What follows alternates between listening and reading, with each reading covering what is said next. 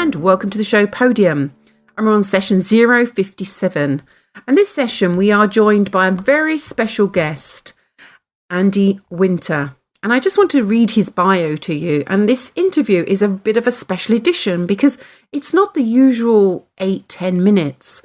I've kept it all together because the feeling that Andy and I get into in terms of how our coaching has changed as sports professionals since we came across this understanding of how life works and what is a sense of what is this energy behind life, which we can call the life force.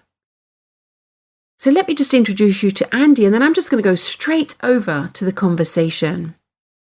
Andy Winter has been an educator, administrator and coach for over 30 years. He encountered Dicken Bettinger and Sydney Banks 25 years ago, and his life and his work changed dramatically. Since then, he has worked with adults, children, couples, schools, athletes and teams in an effort to help them better understand their innate health, wisdom, and live, work and play with greater joy. Andy is the director of the Center for Insight and Change in Brattleboro, Vermont, in the USA, where he works sharing the principles behind the human experience. He also continues his practice as a tennis pro. So let's just go straight over to that interview / conversation with Andy. I'm Andy Winter, and I'm currently, I have a center here in Vermont called the Center for Insight and Change, where I share the principles with individuals, couples, families, kids, businesses, athletes, really anyone who's looking to enjoy life more and perform at a higher level at anything they care to do. I guess would be a way of saying it. Although I don't like to perform at a higher level, but I guess that's sort of the result that they end up getting. But mostly they just enjoy life more, and it gets easier. So performance naturally enhances via that. I'm also a tennis pro, so I teach a couple of different clubs. And I only have a handful of clients that I work with who I work with on a longer term basis. Yeah, which is really fun. And then I play with my daughter almost every day. So then, and how I got involved in the principles was, geez, 26 years ago now. My wife, my now wife, she was my girlfriend at the time, was in school at the University of Vermont. And she had a professor, Barbara Jordan, who was, she taught a holistic health class. And Alyssa, my wife, said she thought I'd enjoy the class, so I should just swing in one day. So one day I came to the class, and Barbara was talking, and I was only there for about 40 minutes. And she was she actually had a practice with Dicken Bettinger. It was one of the first practices in the country, and she and Dicken and another woman all had a practice together in Burlington, Vermont. They had an office, but she taught it at the university as well. Anyway, so she was talking about thought and how our past doesn't matter and the future is just an idea. And at first it was interesting, and then it was very troubling to me. Like it just ran head on into into the belief system I had about how life worked. You know, it didn't match with what I was doing to be a better person in the world. And what that looked like at the time was, that was the time when, like, with all the Robert Bly men's groups and, healing your inner child. And I was part of Adult Children of Alcoholics. And, I was going to all these meetings, which were about looking in the past and like healing something that I thought was broken. So what she was saying was in direct conflict with that in a big way. But she never talked about healing. She never, but I just could hear that it wasn't, I didn't believe what she was saying initially. And then later that night, just a handful of hours later, through a very innocent conversation with someone else, it just hit me. I'm one of those people with a rubber and just like hit him right between the eyes with it hard, and it just shook everything up inside. And what happened was that because I was still troubled and kind of bothered by what this woman was saying, and Alyssa's roommate asked me innocently. She didn't have an answer to the question. She asked me, "Do you really think you need to go into the past to feel better?" And it somehow slipped through this framework of beliefs that I had. It sort of innocently slid through and shed light where there had not been light before. And I said, no, I don't.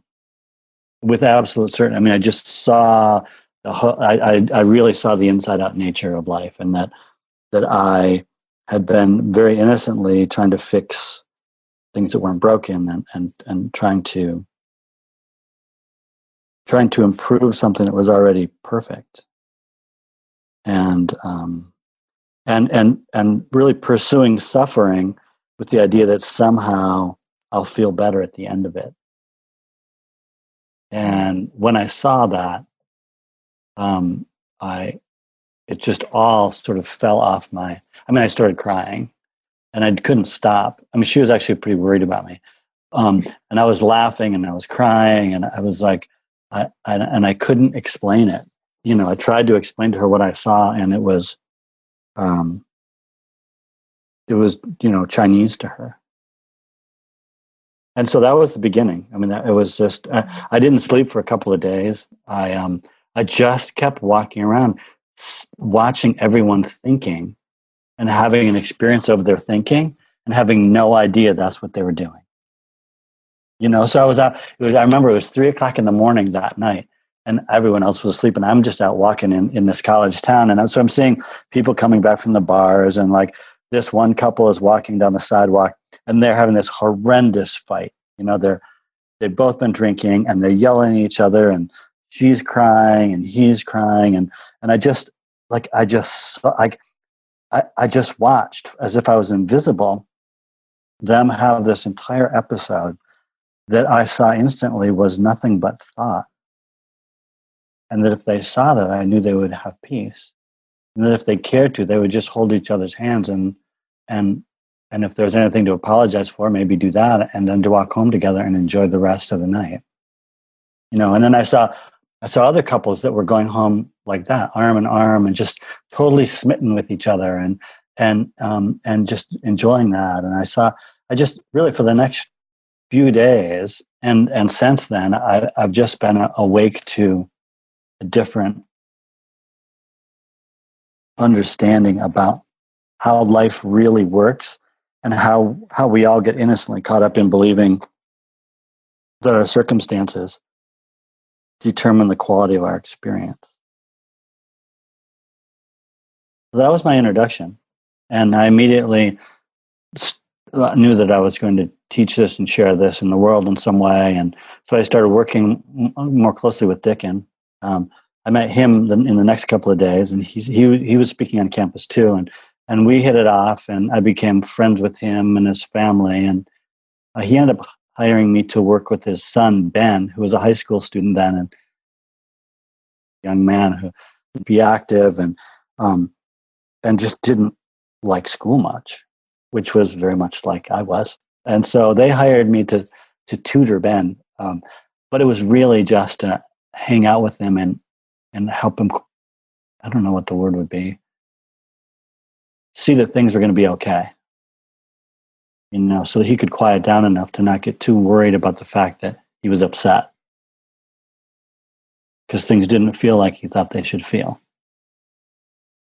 So that was a treat, because then that brought me into the Bettinger household, and we've been friends.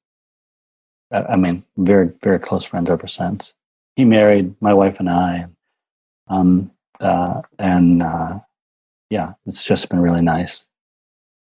So I started sharing the principles, and not too long after that, I mean, I was also teaching graduate school at the time, and I did my best to be able to share the principles in that program, but there was some resistance to that, and so some other opportunities presented themselves, and I left teaching graduate school, and anyway, my path since then has been diverse and interesting. Wow. That's lovely. Thank you so much, Andy, for sharing that. So tell us how you got into sport then. You say, you're a tennis pro. So tell us how you got into sport and how an understanding of the human experience has helped you in that regard.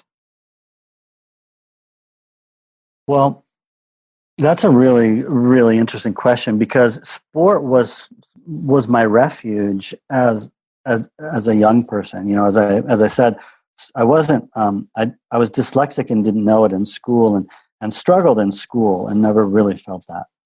I didn't really feel content in school. But somewhere along the line, I think I was 12, and I got in some trouble. And the teacher who he knew my family, and my mom was very strict, and it was the kind of trouble that would have been very painful for me at home. So he leveraged that, and he said, well, here's the deal. You have two choices. The first is I talk to your mom. And I said, what's the second? he said, there's a tennis tournament, and it was a sort of a citywide tournament for all the middle school students. And he said, or you can play in that. And now the only time I'd ever played tennis was in gym class, like a week in gym class, in PE and physical education. And I said, tennis tournament. And so then and he said, play in it. He said, you really have to compete in that, and be sincere about it. And I said, no problem. So I just picked up a racket and started hitting against the wall, and the tournament started the next week or so. And I found I just really liked it. And anyway, we played one or two matches a week for a long time. It was 128 draw. So it lasted, more than a month. And I ended up winning this tournament. And I loved tennis. I just loved playing. I loved being out on the court. And I found when I was on the tennis court that like all the other noise and worry and concern I had about other parts of my life, school, or what was happening at home, they just weren't on my mind, right? They just weren't. There was no space for them because I had something else to do. And I was doing that with really great joy, and that's been true my whole life with tennis. Now, up until I had this insight about the inside-out nature of life, I thought that tennis gave me that experience. Like I thought there was something special about me and special about tennis that made the noise go away. And then I found that same experience out in the wilderness.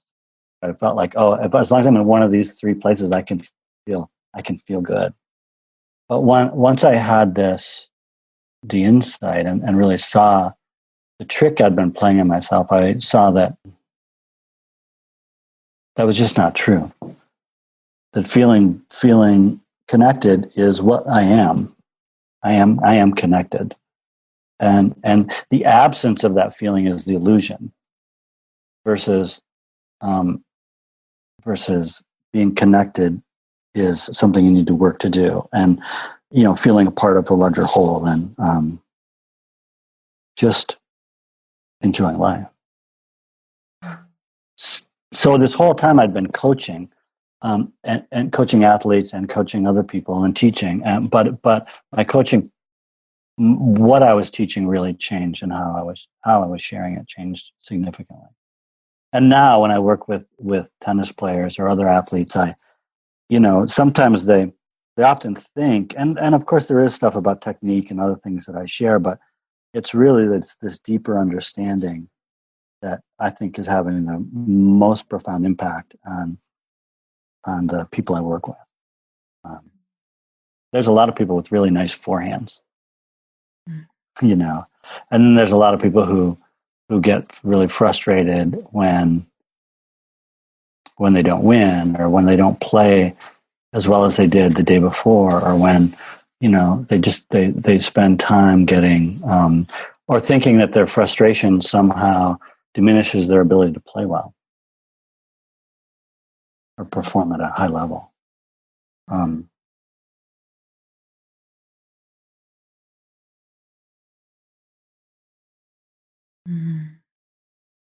That's lovely.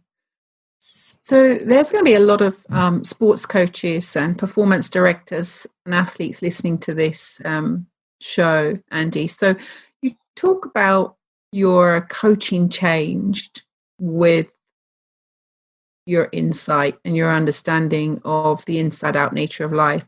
Can you give us a little bit more kind of specific, maybe some examples of how it is your coaching changed, or the impact of your coaching changing?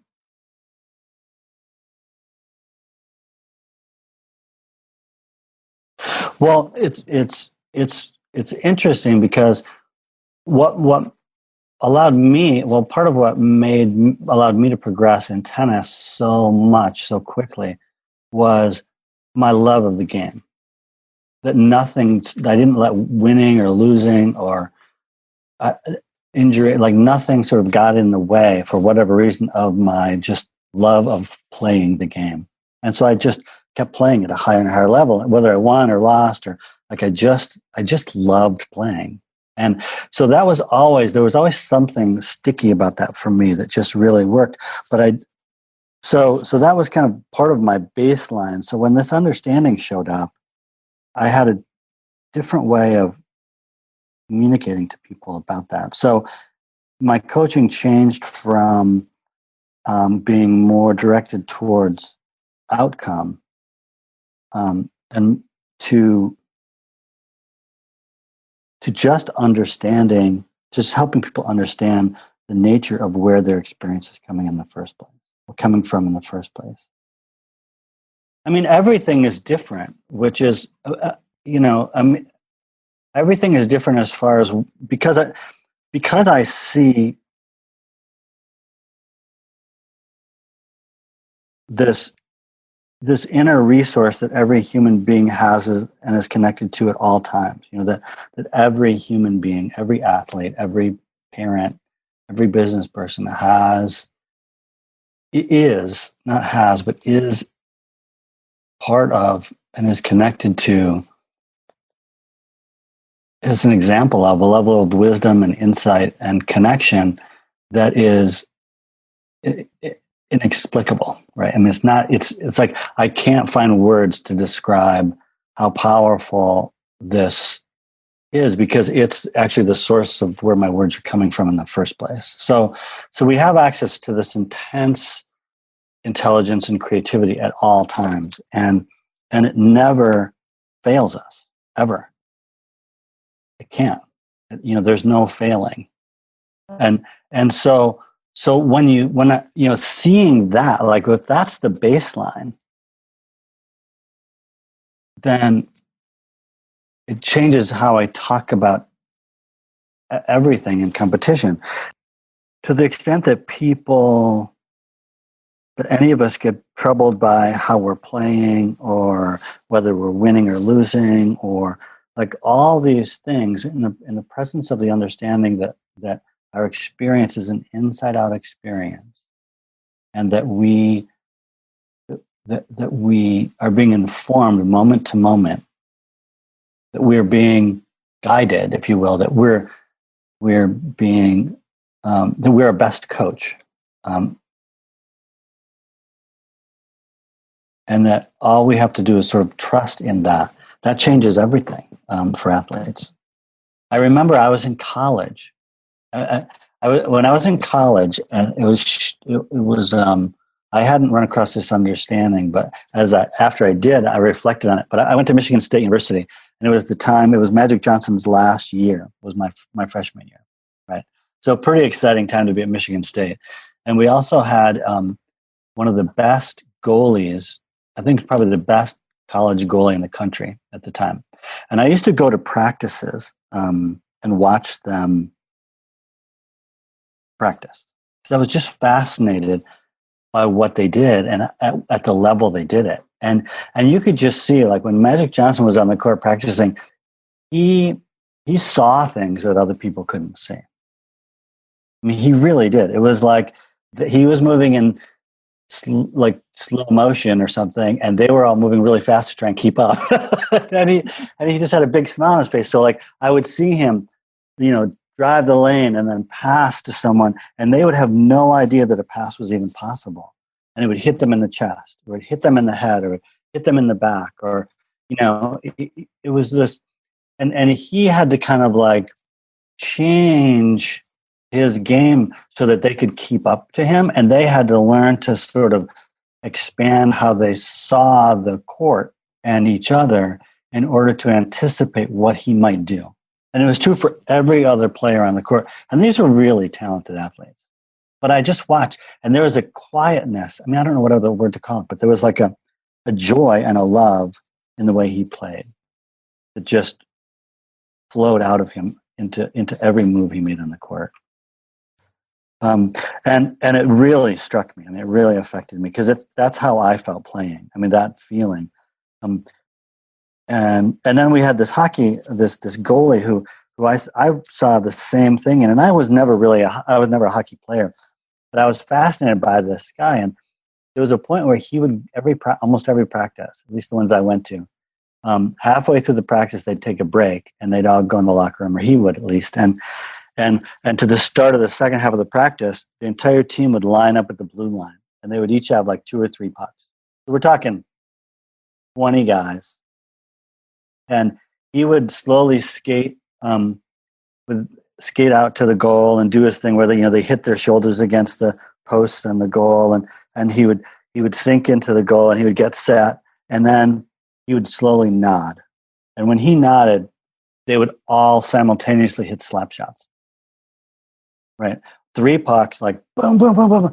And I would watch and behind the glass, the plexiglass right behind the goal, I would watch him like see, like he would sweep his hand across and catch 3 pucks simultaneously while his stick's coming up and blocking them. And the whole episode would last, 8 seconds. So it's 20 people, 3 pucks, that's 60 shots in 8 or 10 seconds. And maybe 1 would go in the goal, maybe 2. If it was a bad day, 4 would go in the goal. And it was like it was like magic. And I watched him do this enough that I was curious about it. So I asked him one day, after practice, I waited and waited after practice. He came out, and I just told him, and he's like, yeah, you're the guy that's lurking behind watching me. I said, yeah. I said, I'm just fascinated by that. I said, how do you do that? And he said, I don't really understand it. He said, but what I do is I go in the locker room and I kind of just clear my head, or get quiet. He said, I don't know if it's meditation. I don't really meditate, but I come out and he said, and he said, when I'm kind of quiet, or when I'm not really thinking about anything and I'm just in the goal waiting, and they start hitting slap shots, he said, the hockey pucks look like they're the size of Frisbees. And then he smiled and he said, you know how easy it is to block a Frisbee? And I said, well, is it always like that? And he said, oh gosh, no. He said, there's some days when it's not. He said, and I'm just like, it's the opposite, like I'm just busy or whatever. For whatever reason, they're like BBs. And he said, and I can't, I can't keep up with them. And I said, does that bother you? And he says, no. He says, because I know it's just temporary. you know, just temporary. And it really didn't bother him. I mean, it was just how it is. It was like weather. I mean, I felt like he didn't use the term, but what he was describing to me was weather, you know, and that sometimes you can be troubled by it, that the weather's different, and he likes playing. In my experience, you can't really train someone to do what he did. At all. Like you can't convince someone that that's even possible. What one has to do is think is possible, expectation, and let go of even goals, and just every moment see what shows up in this moment. And if we're on the tennis court, we orient ourselves to what we're doing there, and we kind of, with excited anticipation, see what shows up for us, because this gift, you know, this innate capacity we have, will give us what we need every time. And kind of the more the people I work with understand that, the less troubled they are with outcomes, or with bad, you know, what previously people would call bad days, or poor performances, or high stakes. You know, there's high stakes when people see that high stakes are an illusion, it changes everything. Because there's only one thing ever to do, which is show up for the task at hand, and then and do your best in that moment. You know, like, do the best you are capable of in that moment. And when all the rest of that worry and concern, and sometimes fear or insecurity or expectation, or when all that starts to drift away, ability shows up at a higher level. Wow, it's beautiful, Andy. That's lovely. What I really like about that is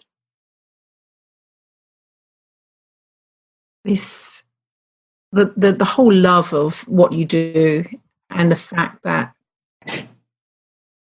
without any personal noise and concepts, really, anything that sort of cognitively goes through our heads, without any of that, we have no idea what we're capable of, and we can always be surprised.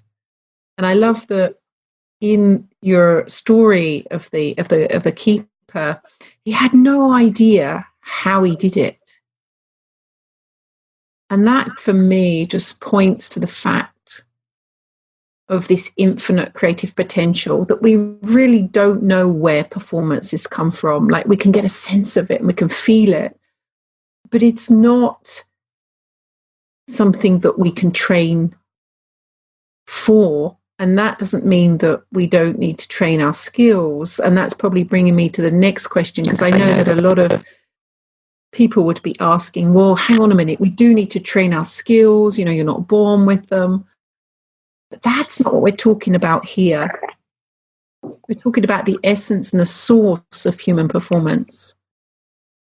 I think rather than the physical, practical learning of the skills that are required for each sport, but that even in those, they are the principles in action as well. And it's not separate.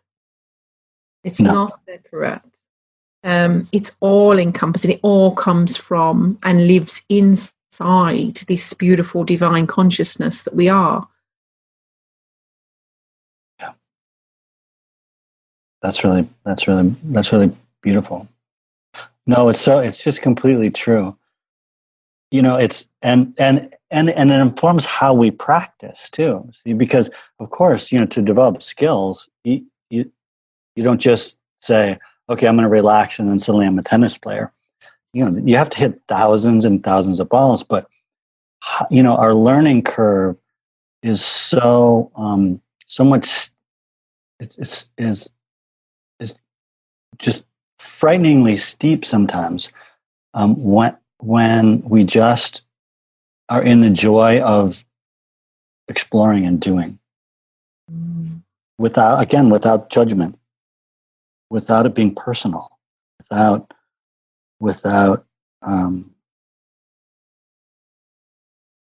even with noise, it can be pretty amazing when we just ignore the noise and do our best. But as we just participate in life or in sport with love, with that natural, like that's what we are. That when we just let go into who we really are, and when the formless energy of life flows, like enlivens us and informs us about what to do, it even can help us move in ways we didn't know we could move. Because when we're tense and when we're trying to do it and when we're thinking about it, our level of coordination goes way down compared to what happens when we're just there. When there's no thought in the way of our action, when we're just expressing that which shows up completely naturally from the inside out. And we just happen to be talking about sport as one place for that, which has been a huge gift to me and my life. But it's true in every human realm. A couple of years ago, there was a woman who approached me. She was around 50 years old, and she said, "I want to study with you, like tennis. I want to work with you, but I don't really know why." And she said, "But here's what I want to do." And she laid out her plan for herself. And, in 5 years, she wanted to be top 10 in the US women's 55s. And she had this whole thing. And she said, "So what do you think?" I said, "Sure. That sounds great." And she said, "Well," and I asked her, I said, "So what does that look like to you?" And she said, and she got this big grin on her face, and she said, "I just love running and hitting the ball." And she said, "And I want to learn to slide on the clay like a teenage boy." And I thought, okay, let's start with that. But anyway, so we were in on my first day working with her, and she's a lovely tennis player, hits a nice ball. She has she's a very good court sense. She plays points with intelligence. She knows how to open up the court. She's kind of got the package, but she cares I can tell she cares too much. I don't know what else, like about the outcome, about each hit, about doing it right, about winning the point, and at one point I just started to feed her balls, and I told her to hit, and I said, you gotta let go. Like, just try letting go. And she didn't know what I meant, and I said, no, like, just realize, and I was trying to point. I was pointing. Those words just kept coming up, and somehow I knew that if I just said "let go" enough times, it was. And I have no, like, that. Normally, I wouldn't do that. I mean, that's what's so funny about teaching from this place too, is that for different people, different things occur to me. But about the fifth time I looked her right in the eye, and I called her up to the net, and I looked at her and I said, "You care too much. You need to let go." And she just burst into tears. And she had to sit down. And it just hit her. It was like she saw that operationally is what was happening in every aspect of her life, right? And how it was getting in the way. Her constant, like, checking in with how she's doing with her goals, and judging her ability and judging her performance and judging that of her peers and her partner. And like, her entire life was made up of trying really hard to make sure everything was right. And the joy and the letting go into just what is in this moment was being completely overwhelmed by. her perceived ideas about what was necessary to get there.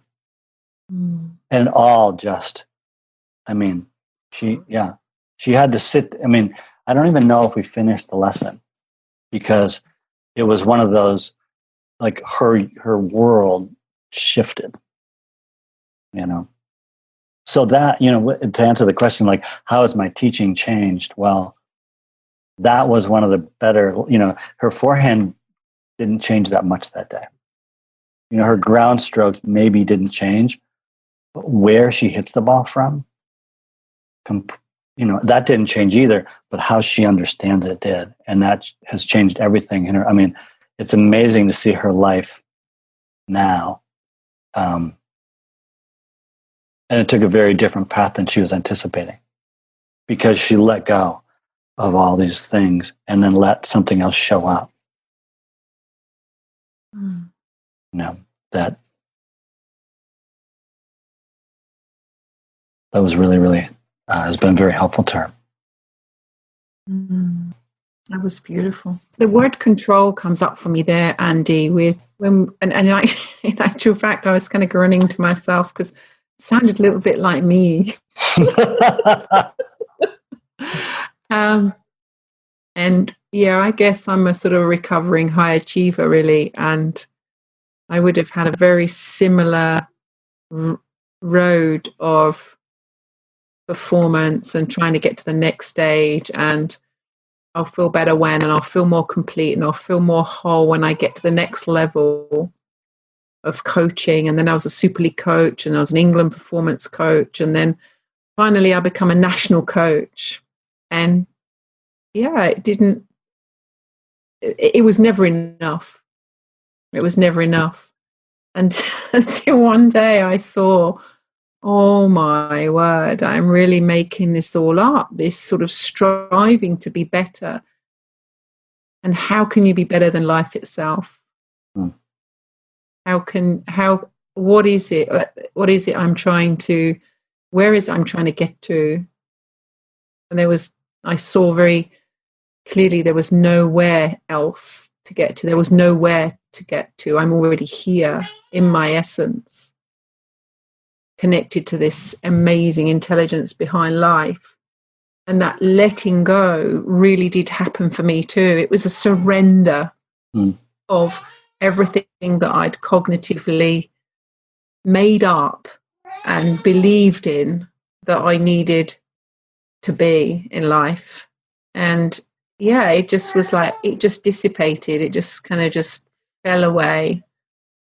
And, you know, even now, building this business in terms of class performance, excellence within, every day that goes past, I can feel another melting of my belief system that life needs to be in a particular form. You know, I need a particular type of client, or I've achieved when I hit this amount of income, or I'm a good coach if I help these athletes to transform in this particular way. No. It really has nothing to do with any of that. And I can see I'm creating those. And as soon as I do, I just fall out of all of that thinking and just settle back down into, you know, what Sid described, I think, beautifully as this isness, this pure consciousness that we're just aware. And in that awareness, there's love and compassion and all of these beautiful feelings that we have as human beings. And anything other than that is a construction of our mind. I'm glad you. I'm really.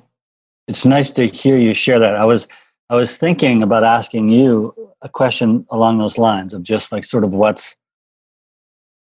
what's happening for you now in this, and so it was really interesting and helpful for me to hear that.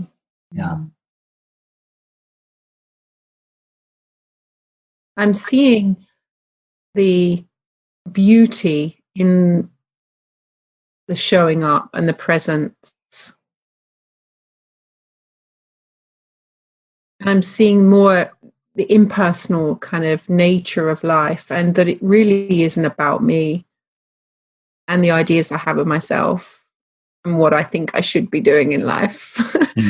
And that I'm really enjoying just kind of being the vessel for life. And it takes you off the hot seat, doesn't it? Yeah. It's so much easier. It's so beautiful. Because I was so much in that hot seat for 50 years of my life, and it was hard work, and it was really painful. And I really did burn out, and it was not required of me as a human being. And I thought it was. I thought that that's what everybody did. Everybody should try to be the best they can be. Well, yes or no, I had heard that on a level of I wasn't enough already, and therefore I needed to try harder to be better. So the place I was coming from was based on a misunderstanding that I wasn't enough, and that I had to try my best to be the best human being I could be. Wow, right. That's nuts. Right. Yeah, good luck with that.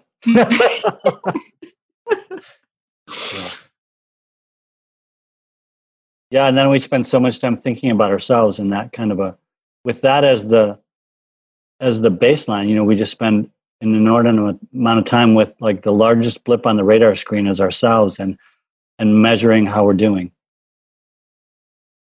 And meanwhile, life just keeps slipping by, and it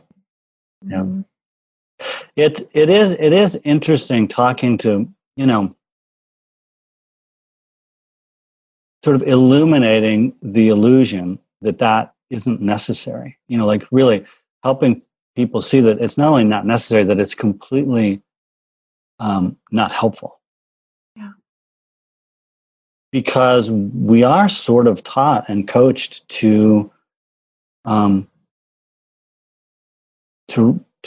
try harder in that way, and to some of the quote best coaches still really enforce the practice of